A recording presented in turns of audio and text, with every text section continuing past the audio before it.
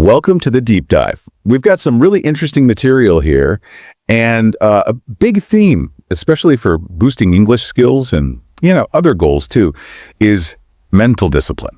Right. But maybe not discipline in the way people usually think about it, like just pure willpower. Exactly. It's more like the engine that, keeps you showing up, tapping those apps, opening the books, even when you're tired or busy. Yeah, because we hear from listeners that consistency is, it's tough. You start strong with English study, then life happens, right? Totally. Enthusiasm fades, routines get skipped. So this deep dive is really about practical, science-backed ways to sort of rewire things. Fine-tune the mind, for reliable progress, not just in English, but pretty much anything. That's the idea. Okay. And a key point from the sources seems to be that discipline isn't something you're, born with or not born with. Definitely not. It's not about punishment or forcing yourself through misery. So let's get into it. What is discipline then in a practical sense? Well, looking at the research you shared, it boils down to design. Intentional design. Design? How so? It's about setting up your life, your environment, your routines, so that doing the thing you want to do, like practicing English, becomes, more likely, almost the easier option. Okay. So less brute force, more clever setup, making the path of least resistance lead to success. You got it. Right. And the good news is, neuroscience gives us clues on how to automate this. These brain-friendly tricks. Yes, absolutely. There are some really effective techniques. One big one is habit stacking. Habit stacking. Okay, tell me more. So you take a new habit, your English practice, and you literally attach it to something you already do automatically, an existing routine. Like what?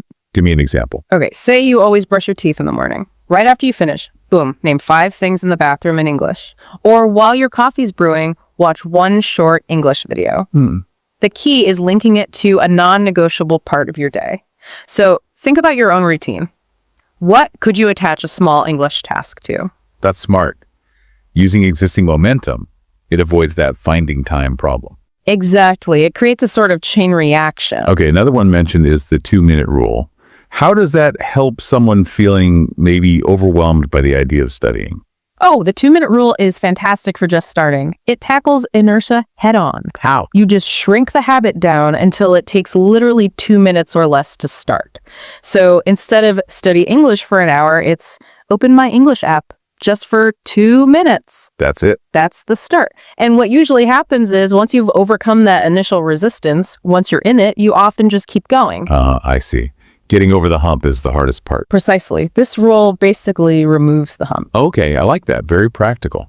What else? Any other clever strategies? Yep, there's temptation bundling. This one's kind of fun. Temptation bundling. Sounds intriguing. It's pairing something you should do, like English practice, with something you genuinely want to do, something enjoyable. Okay. Like you only let yourself listen to your absolute favorite podcast while you're doing your English grammar exercises, or you only watch that addictive streaming show with English subtitles on. Huh.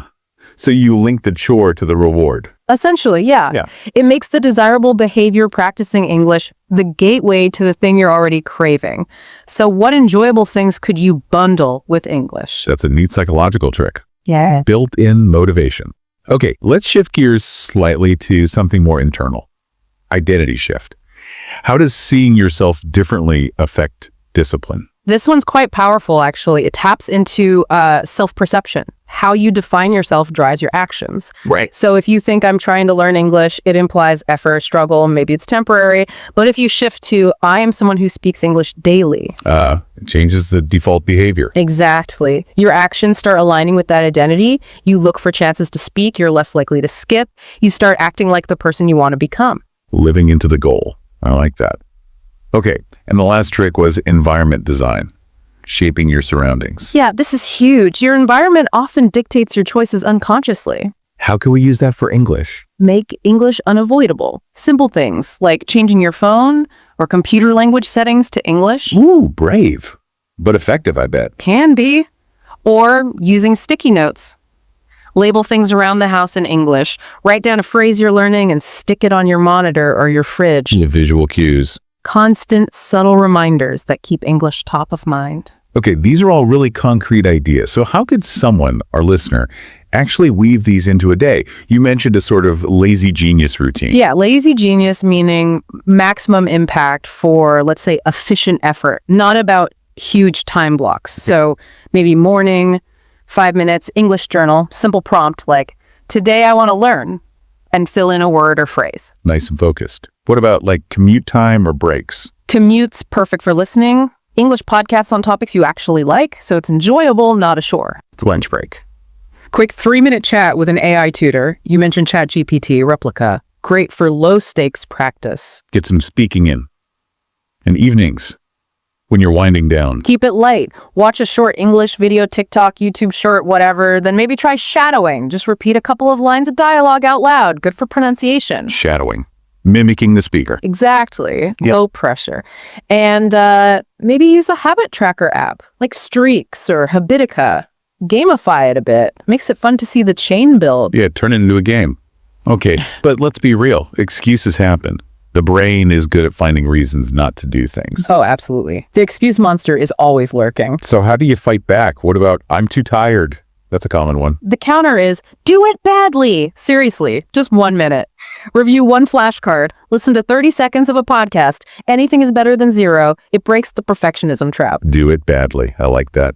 Okay, what about the classic? I'll start Monday. Ugh, the Monday myth. The best reply to yourself is, now is Monday. The only time you can act is right now. Waiting for Monday just delays it. True. Rip the Band-Aid off.